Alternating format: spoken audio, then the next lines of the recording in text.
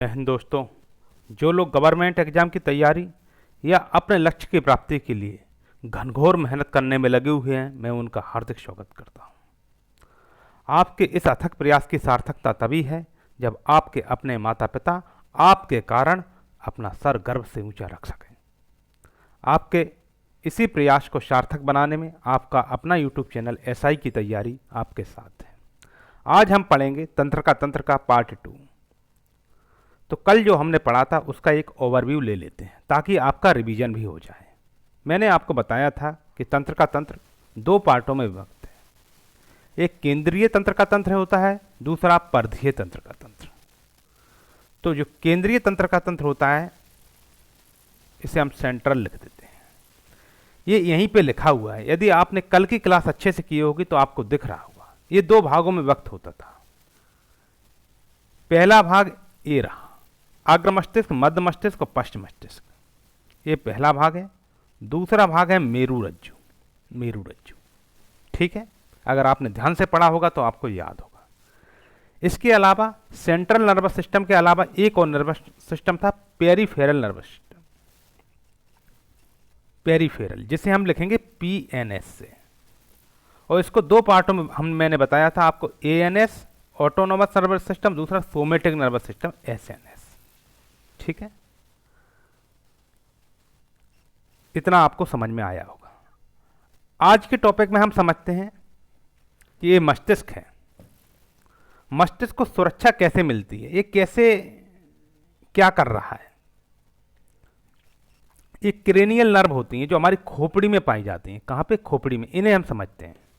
ये हमारे सिर को, हमारे चेहरे के अंगों को नियंत्रित करती हैं। जैसे हमारी आँख है, कान है, जीभ है, गंध है, इनको कौन सुरक्षा दे रहा है? Cranial nerve.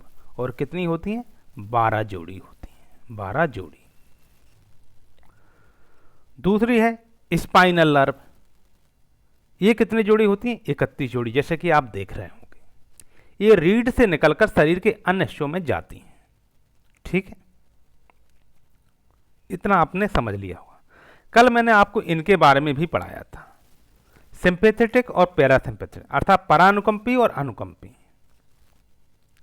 इसमें क्या होता है, हमारी बॉडी रिलैक्स रहती है, लेकिन जैसे ही खतरा होता है ये एक्टिव हो जाता है सिंपैथेटिक। इसको मैंने आपको याद कराया था कि जब ये सिंपैथेटिक के एस को आप इसे स्ट्रेस से कोड कर लीजिए और पैरासिम्पैथेटिक को आप पीस से ले लीजिए। अगर आपको सब चीज डिटेल में पढ़ना हो तो इससे पहले वाला वीडियो देख लीजिए। इतना हो गया। अब ये तो हो गया कि क्रेनियल नर्व जो है 12 जोड़ी और मेरु रज्जु स्पाइनल नर्व 31 जोड़ी। ये मेरु रज्जु की है, तो मेरु से आप ये समझिए आप कोई पुल की बात हो रही है, एक रास्ते की बात हो रही है। तो कितनी? 31 जोड़ी, ठीक है। अब क्रेनियल नर्व को कैसे याद रखेंगे? 12 जोड़ी। मैंने भी ये लगभग ये जब बिहार दरोगा के एग्जाम के टाइम पे 2019 या 20 में पढ़ा था 12 जोड़ी। तो इसे याद कैसे रखें हम लोग? आप सभी ने हिस्ट्री जरूर पढ़ा होगा। तो आपने हिस्ट्री में सुना होगा 12 अलवार संत और 63 नयनार संत थे, ठीक है। 63 कौन से थे? नयनार संत। तो क्या हुआ? अच्छा, 12 अलवार संतों से एक बात हमें आई है कि अभी हाल ही आईएएस की परीक्षा में एक क्वेश्चन पूछा गया था कि मत्त विलास प्रहसन किसकी रचना है। एक रचना है मत्त विलास प्रहसन, वो किसकी है? तो वो किसकी है? महेंद्र वर्मन की। महेंद्र वर्मन एक राजा थे पल्लव वंश के, उनकी रचना है। आपके परीक्षा में डायरेक्ट एक क्वेश्चन आ सकते हैं, ठीक है। अब मत्त विलास प्रहसन में है क्या, उसी से आप ये याद रख सकते हैं। राजा महेंद्र वर्मन शुरुआत में वैष्णव धर्म के अनुयायी थे और उन्होंने एक रचना लिखी मत्त विलास प्रहसन। तो उन शैव संत जो थे कापालिक, तो कापालिक जो संत थे उनकी आलोचना उसमें की थी कि ये लोग नशे वगैरह में रहते हैं, झूमते फिरते रहते हैं। जबकि एक वैष्णव संत आया और उसने इन लोगों को इनको और बौद्ध संतों को सही दिशा प्रदान की। लेकिन बाद के घटनाक्रम हम देखते हैं इतिहास में, एक जो 63 नयनार संत थे उनमें से एक थे अप्पार।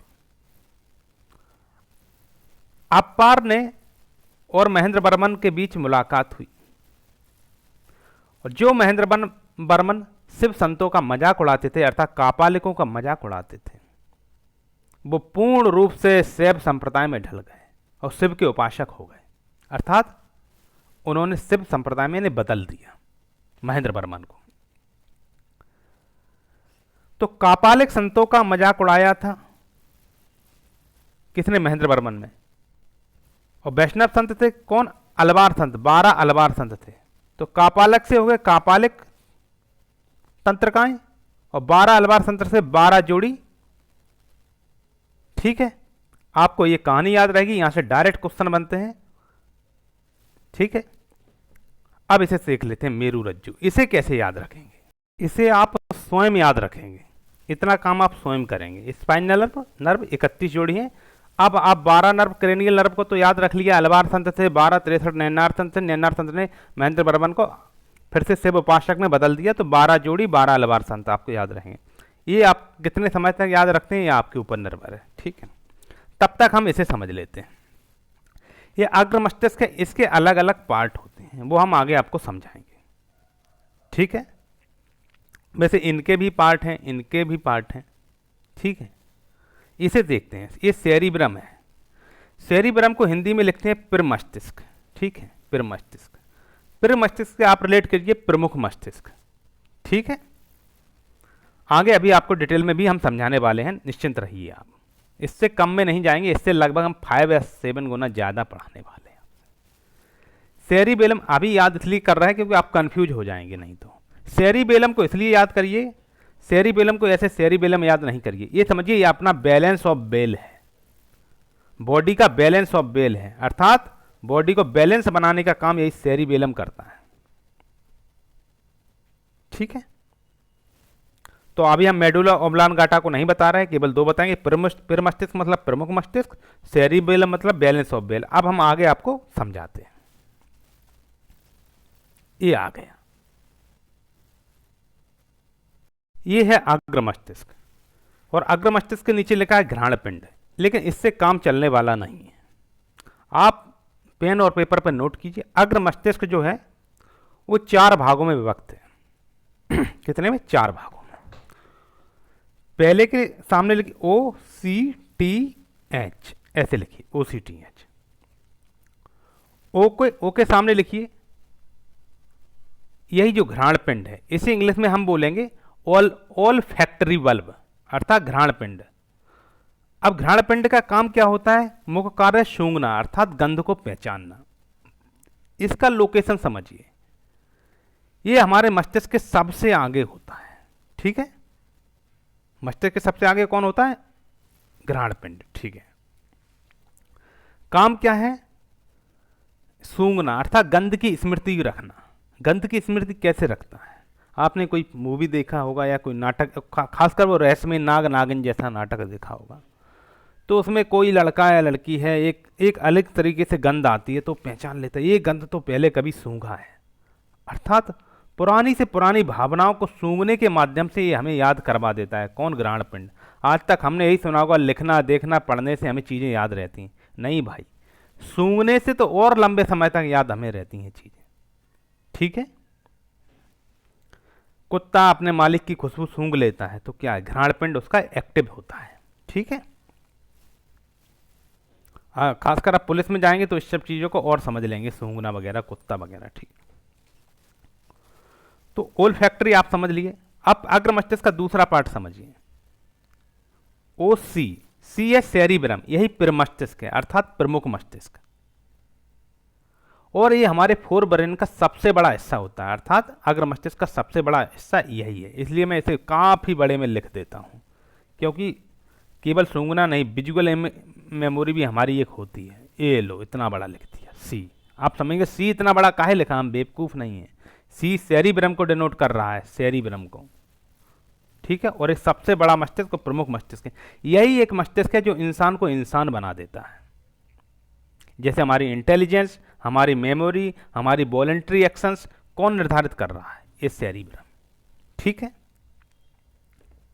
और इसमें कोई डैमेज हो जाए तो ये हमारा मानसिक विकार या स्मृति लोप होना चालू हो जाता है।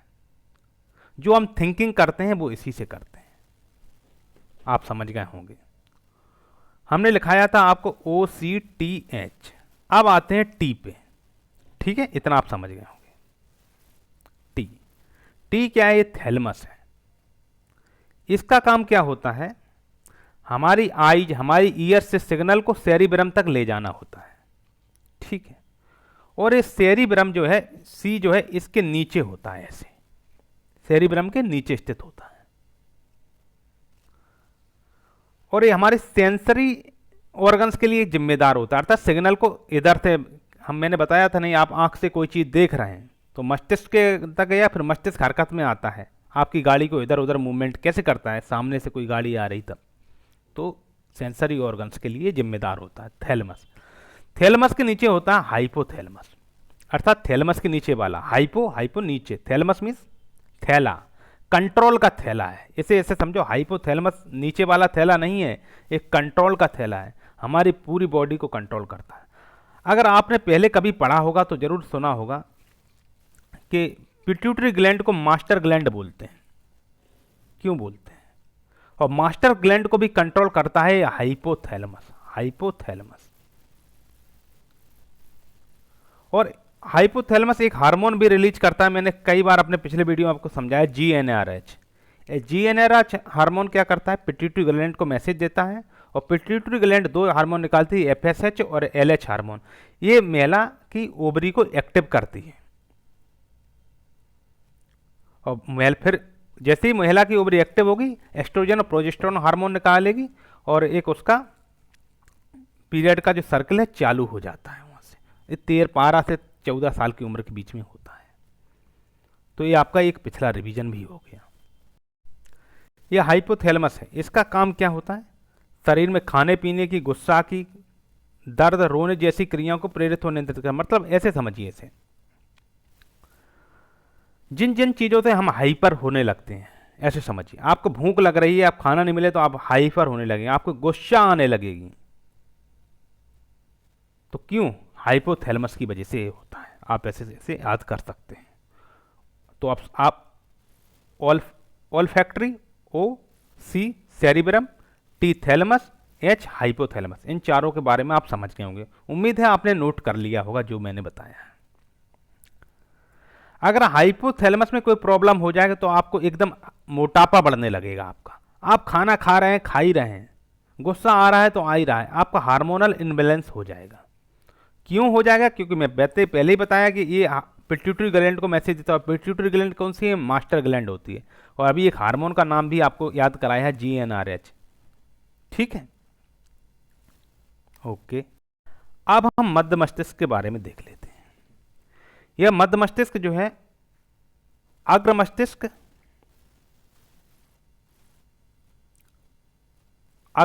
और हाइपोथैलेमस के, देखिए ये मध्य मस्तिष्क जो हाइपोथैलेमस जो है, और पश्च मस्तिष्क। हाइपोथैलेमस अग्र मस्तिष्क में है, ठीक है, इनके बीच में होता है। ठीक है, आपने इतना समझ लिया होगा। अब इसके बारे में हम थोड़ा समझा देते हैं आपको। इसे भी हम दो पार्ट में डिवाइड करते हैं। एक है टेक्टम, दूसरा है टैगमेंटम। कोई चीज को आप टैग करते होंगे ना, वही टैगमेंटम है। टैगमेंटम, ठीक है, टेक्टम और टैगमेंटम। अब टेक्टम को हम समझ लेते हैं। आपके आस पड़ोस में कहीं भी कुछ टक टक की आवाज आ रही होगी, तो आपको आवाज जैसे ही सुनाई देगी तो आप देखोगे कहाँ आ रही है आवाज। तो ठीक है, इसका दो काम होता है, अर्थात हियरिंग का काम, हियरिंग, और दूसरा विजन का काम। टक टक की आवाज आती है तो आप हियरिंग करते हैं, अर्थात सुनते हैं। जैसे ही सुनेंगे तो आप मुड़ के देखते हैं ये आवाज कहाँ से आ रही है। आप कभी लाइब्रेरी में पढ़ रहे होंगे, कोई आवाज करेगा तो आप जरूर उसकी तरफ देखेंगे। तो ये दो काम करता है, हियरिंग और विजन का काम ये टेक्टम करता है, मध्य मस्तिष्क का। दूसरा है टैगमेंटम, इसे देखते हैं। ये जो ये जो टैगमेंटम है ये मसल कोऑर्डिनेशन और डोपामाइन के लिए जिम्मेदार होता है। अब मैंने टैगमेंटम तो समझा दिया आपको, टिक टिक की आवाज। टैगमेंटम को कैसे समझाता हूं? मसल कोऑर्डिनेशन है। जैसे कोई बॉडी बिल्डिंग करता है तो वो बहुत ज़्यादा एक्टिव होता है एकदम, तो उसकी मसल चर चर करने लगती हैं, अपने हाथ पैर को ऐसे ऐसे करता है ना। हीरो जब लड़ने जाता है विलन तो अपनी बॉडी को फुलाता है, तो ऐसे उसे देख के आप ये समझिए टैगमेंटम जो है वो मसल के लिए जिम्मेदार है, ठीक है, मसल कोऑर्डिनेशन के लिए, और डोपामाइन को भी रिलीज करता है। मैंने जब आपको अल्जाइमर के बारे में समझाया था पहले पार्ट में नर्वस सिस्टम के में, तो वहाँ एक और बीमारी के बारे में बताया था आपको, पार्किंसन। इसमें जो कोई डिफेक्ट हो जाता है टैगमेंटम में तो पार्किंसन बीमारी का भी इस पे प्रभाव है, ठीक है। पार्किंसन बीमारी हो जाएगी तो डोपामाइन सिक्रेशन प्रभावित हो जाएगा। जो डोपामाइन तो आप लोग जानते ही होंगे, नहीं जानते होंगे तो जान लीजिए और समझ लीजिए, ठीक है। अब तीसरे पे हम चलते हैं, पश्च मस्तिष्क पर। आप सभी ने 10th के बाद जब 11th में गए होंगे तो सोचा होगा हम मैथ लें कि एग्रीकल्चर लें कि आर्ट्स लें। तो जिन लोगों ने मैथ लिया होगा उन्होंने एक सुना होगा कि PCM, फिजिक्स केमिस्ट्री मैथ, सुना होगा।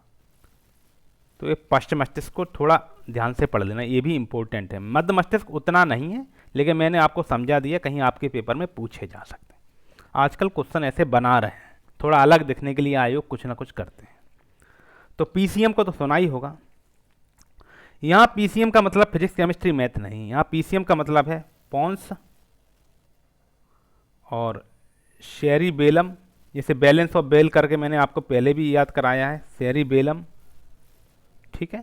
और तीसरा है मेडुला ऑब्लांगाटा, मैं MD कर देता हूँ, मेडुला ऑब्लांगाटा, ठीक है। अब पोन्स को थोड़ा समझ लेते हैं। ये हमारे बॉडी के लिए सिग्नल रिले और रेस्पिरेशन कंट्रोल के लिए जिम्मेदार है, ठीक है। और यदि इसमें कोई गड़बड़ होगी तो हमारी श्वसन में रुकावट आती है, हमारी दम फूलने लगती है, सांस नहीं ले पाना, ये क्या पोन्स की वजह से होता है, ठीक है। और ये जो सेरिबेलम जो है ये हमारे बैलेंस पोस्चर के लिए, हमारे फाइन मूवमेंट के लिए, हमारे अच्छे से चलने के लिए, अर्थात हमारे पूरे शरीर की बैलेंसिंग के लिए बहुत ज़रूरी है। इसीलिए मैंने आपको बैलेंस ऑफ बेल से आपको इसे याद कराया था। और यदि ये सही से काम नहीं करेगा तो हम लड़खड़ा के गिर जाएंगे, अपना संतुलन खो देंगे।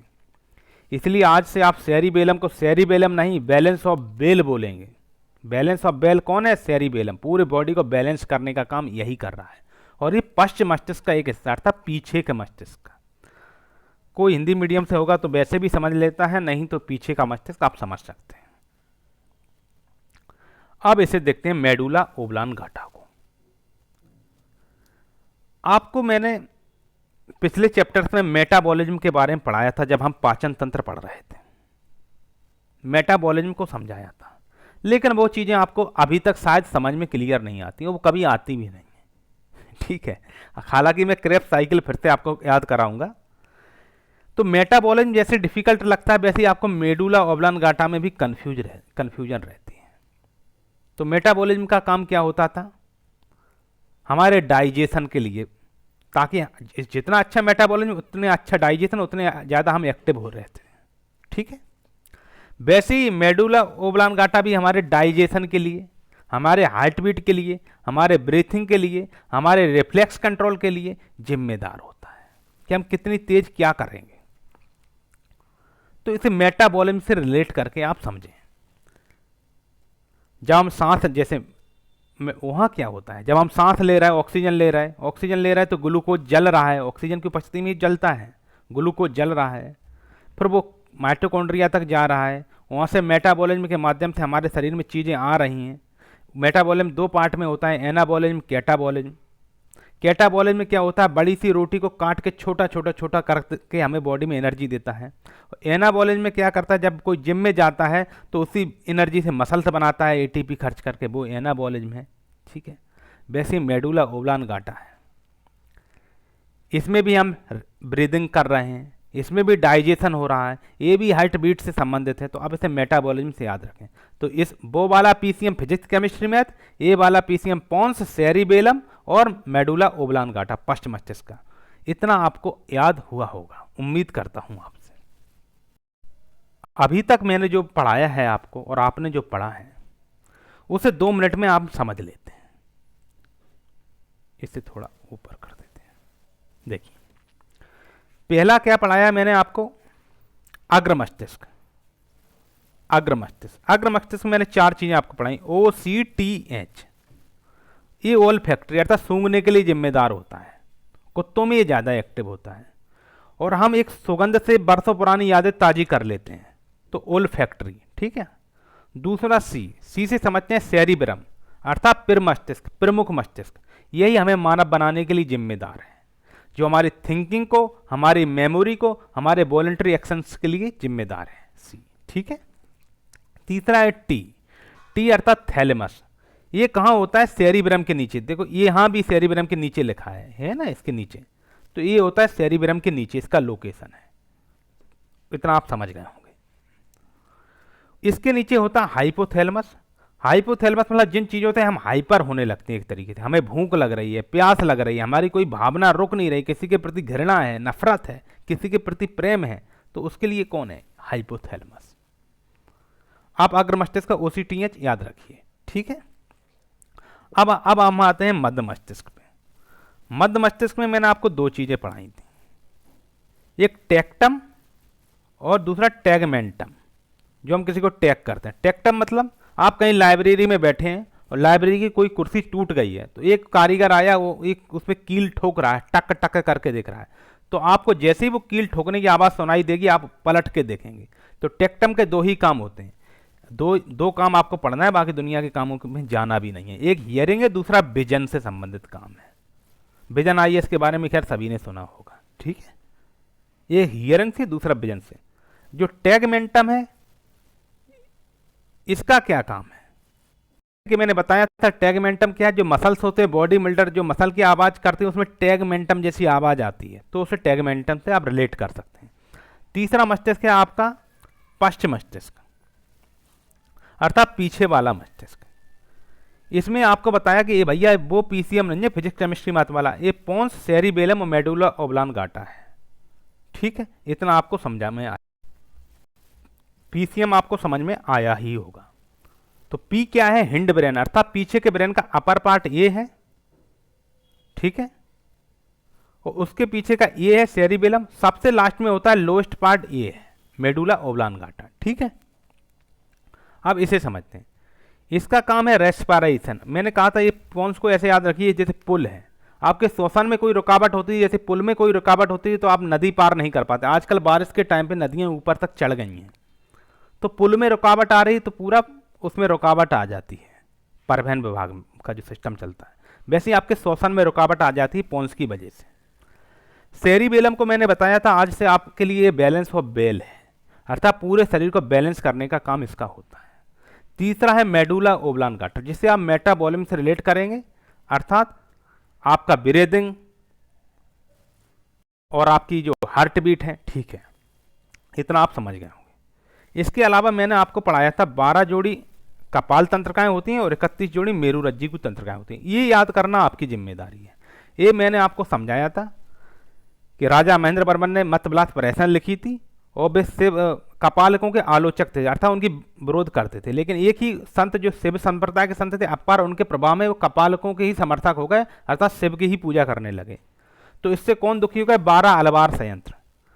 12 अलवार संयंत्र विष्णु को फॉलो करते थे, वो कितने थे, 12। इसी से आप 12 जोड़ी और कपाल से कापालिकों से कपाल को याद रखिए, कपाल तंत्र का। उम्मीद है आपको इतना समझ में आया होगा, आप लंबे समय तक ये चीज़ें याद रख सकें, इसलिए इस तरह से आपको पढ़ाया जाता है। नहीं तो फिर चीज़ें किताबों में इससे ज़्यादा बहुत ज़्यादा नॉलेज है। आप कोई नीट या MBBS की कोई किताब उठा के बहुत अच्छे से बायोलॉजी पढ़ सकते हैं 3-4 साल में, एग्जाम तो अगले 7 जन्म बाद दिया जाएगा, उससे कोई दिक्कत नहीं है। नहीं तो आप बात मानिए, ऐसे पढ़िए, आपको सफलता से मतलब है ना, आप सफल हो जाएंगे बस, ठीक है। ईश्वर से प्रार्थना करते हैं कि आपकी सरकारी नौकरी जरूर लगे या आपको मन चाहे लक्ष्य जरूर मिले, लेकिन उसके लिए आपको भी मेहनत करना पड़ेगा और कई चीज़ें याद भी रखनी पड़ेंगी, और याद रखाने के लिए मैं भरकस प्रयास करता हूँ। ठीक है, और आप निश्चिंत रहिए। बायोलॉजी को जो पढ़ा रहा हूँ उससे अच्छा मैं हिस्ट्री पढ़ाऊँगा, और हिस्ट्री से भी अच्छा मैं इकोनॉमी पढ़ाऊँगा आपको।